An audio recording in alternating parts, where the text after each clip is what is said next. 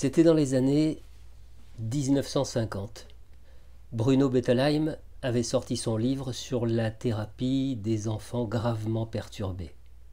Quand, à l'époque, il expliquait aux parents au cours de ses conférences que l'amour ne suffit pas, c'était un propos qui était en totale contradiction avec la croyance de la plupart des parents, que ce soit à cette époque-là ou encore souvent aujourd'hui.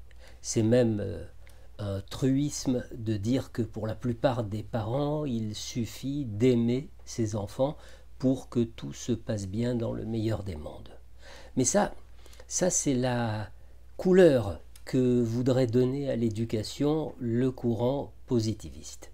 Presque une doxa. Voilà, comme si l'amour était une panacée.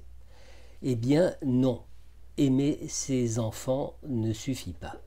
Ça n'est pas le secret de l'harmonie, ça n'est pas la garantie du développement idéal de l'enfant.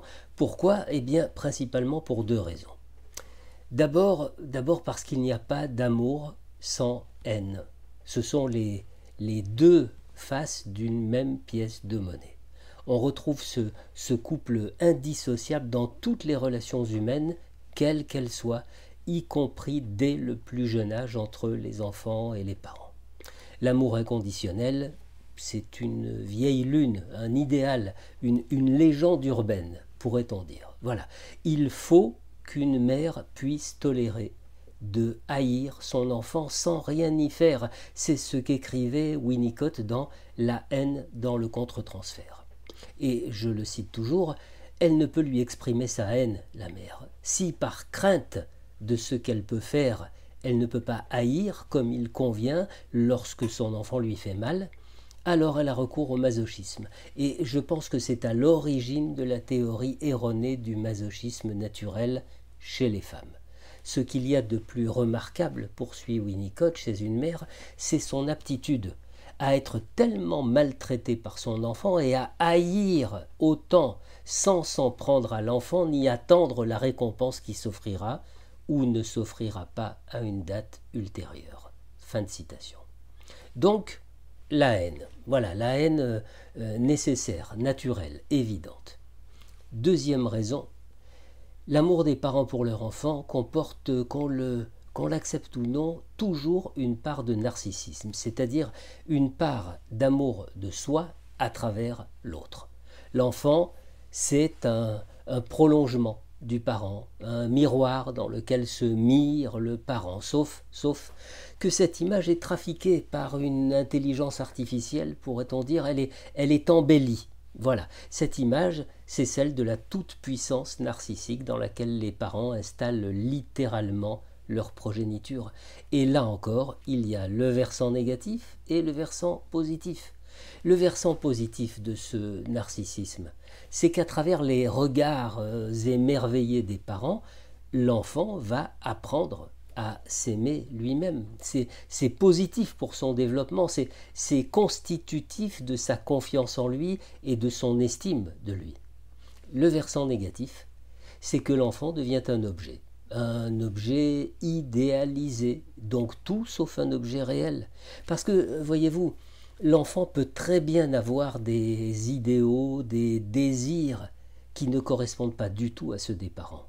Autant de singularités qui, si elles sont niées, si elles sont évacuées au profit des désirs parentaux, risquent de faire de l'enfant le résultat de ce que les parents n'ont pas pu réaliser et qu'ils veulent voir se réaliser à travers leur enfant. J'ai envie d'utiliser cette formule brutale et qui choque souvent les parents lorsque je la leur adresse. Ce qui est inassouvi chez vous est définitivement inassouvi et doit être accepté comme tel. On ne peut pas utiliser un enfant pour assouvir ce qui n'a pu l'être chez soi. Donc, on se rend compte que oui, évidemment, il y a plus que l'amour. L'amour ne suffit pas. L'amour doit se voir allier le cadre, les limites à poser à l'enfant.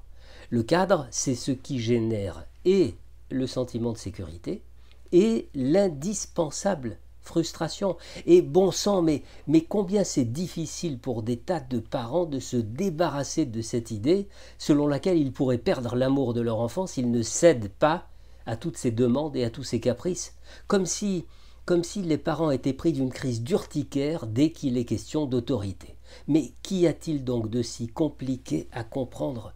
Si l'enfant n'intègre pas la notion de limite, comment pourra-t-il vivre en groupe, en société, plus tard, lorsque des limites lui seront naturellement imposées? Il deviendra un pervers, imbu de son omnipotence, de son bon droit, ou alors il se cognera contre une loi supérieure à la sienne et sombrera dans une dépression profonde, castré de ses illusions. Peu importe que l'enfant ne soit pas d'accord avec les limites qui lui sont imposées, peu importe qu'il se mette en colère, l'interdit c'est quelque chose de structurant, c'est du calcium pour fabriquer des os qui vont permettre aux futurs adultes de se tenir debout. Qu'un enfant soit libre de verbaliser ce dont il a envie, c'est normal, on lui doit cette liberté de parole. Mais qu'on acquiesce systématiquement à sa parole au prétexte d'une éducation positive, cela ne fait que refléter la pathologie du parent. Il y a des renoncements indispensables que l'enfant doit vivre et qui participent à sa structuration. Ce sont des étapes capitales, des franchissements indispensables. Il y a donc des interdits que le parent doit savoir poser. Pour conclure, l'amour c'est comme un curseur sur une table de mixage. Voilà. Le rôle d'un parent suffisamment bon, comme disait Winnicott, c'est de savoir manier le curseur, de le positionner ni trop haut ni trop bas.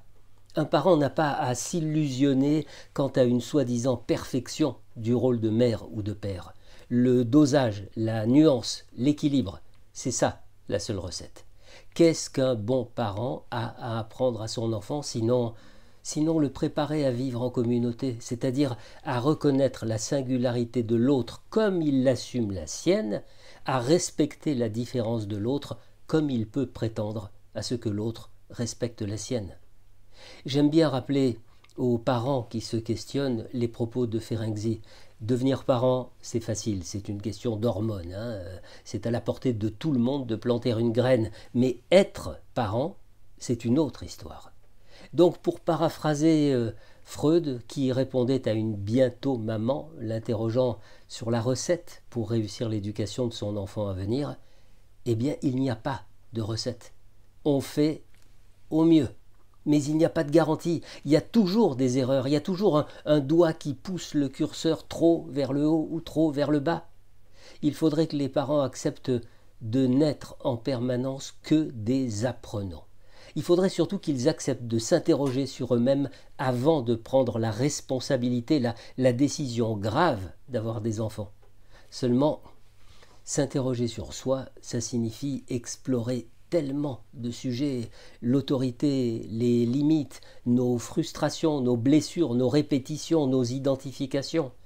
Et combien de parents prennent ce temps d'introspection avant d'avoir un enfant? C'est pourtant un temps qui permettrait aux parents de grandir avant que d'accompagner un enfant à grandir.